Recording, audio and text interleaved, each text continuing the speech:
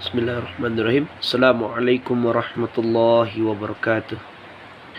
Perkenalkan, nama saya Zulfadli, NIM 2120-175. Kali ini saya akan mempresentasikan hasil dari makalah kami dari kelompok 8, iaitu poin C. Poin C iaitu sarana dan media pendidikan efektif. Yang pertama, sarana pendidikan.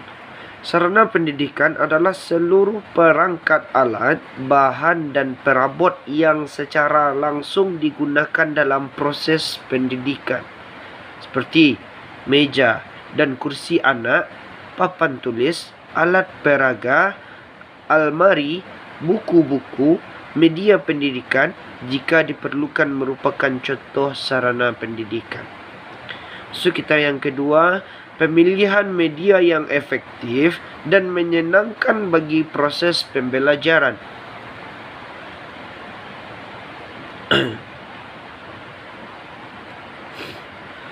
Peran guru dalam inovasi dan pengembangan media pengajaran sangat diperlukan, mengingat guru dapat dikatakan sebagai pemain yang sangat berperan dalam proses belajar mengajar di kelas, yang hendaknya dapat mengolah kemampuannya untuk membuat media pengajaran lebih efektif dan efisien. Hal ini menurut Wijaya disebabkan perkembangan zaman yang terus terjadi tanpa henti dengan kurun waktu tertentu. Lembaga pendidikan hendaknya tidak hanya puas dengan metode dan teknik yang lama, yang menekankan pada metode hafalan, sehingga tidak atau kurang ada maknanya jika diterapkan pada masa sekarang. Perkembangan zaman yang begitu pesat membuat siswa semakin akrab dengan berbagai hal yang baru. Seiring dengan perkembangan dunia informasi dan komunikasi.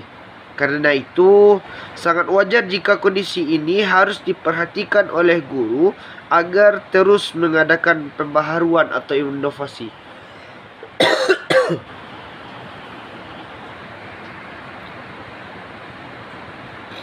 Terkait dengan semakin beragamnya media pengajaran, pemilihan media hendaknya memperhatikan beberapa prinsip. Yang pertama, kejelasan maksud dan tujuan pemilihan media. Apakah untuk keperluan hiburan, informasi umum, pembelajaran dan sebagainya. Yang kedua, familiaritas media, yang melibatkan pengetahuan akan sifat dan ciri-ciri media yang akan dipilih. Yang ketiga, sejumlah media dapat diperbandingkan karena adanya beberapa pilihan yang kiranya lebih sesuai dengan tujuan pengajaran. Sejalan dengan pendapat di atas, Miyarso menyatakan bahawa hal pertama yang harus dilakukan seorang guru dalam penggunaan media secara efektif adalah mencari, menemukan dan memilih media yang memenuhi kebutuhan belajar sang anak, yang menarik minat anak sesuai dengan perkembangan kematangan dan pengalamannya serta karakteristik khusus yang ada pada kelompok belajarnya.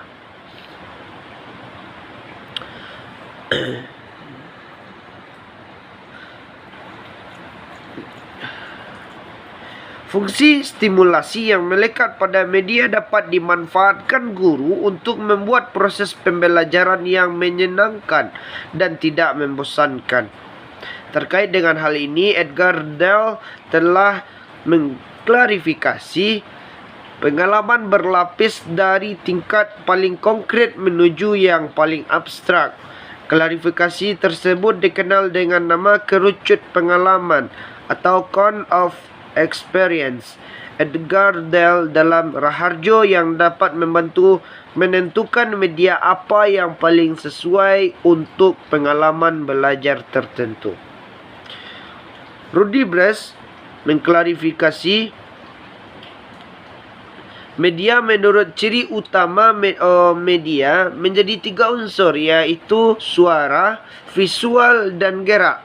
Selanjutnya, klasifikasi tersebut dikembangkan menjadi 7 kelompok.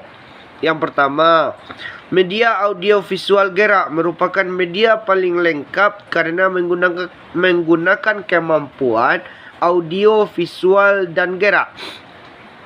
Yang kedua, media audio visual diam, iaitu memiliki kemampuan audio visual tanpa kemampuan gerak.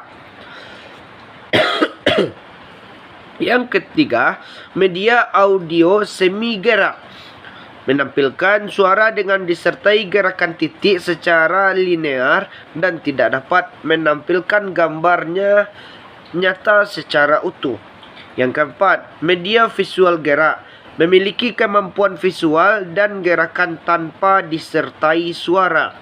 Yang kelima, media visual diam, memiliki kemampuan menyampaikan informasi secara visual tetapi tidak menampilkan suara maupun gerak.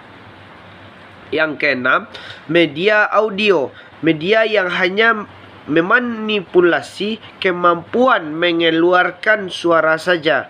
Dan yang terakhir, media cetak, yaitu media yang hanya mampu menampilkan informasi berupa huruf-huruf dan simbol-simbol verbal tertentu saja. Mungkin hanya itu presentasi dari saya. Mohon maaf jika terdapat kesalahan. Saya sudahi dengan billahi fi sabilil haqq fastabiqul khairat nun wal qalami wa ma yasturun. Assalamualaikum warahmatullahi wabarakatuh.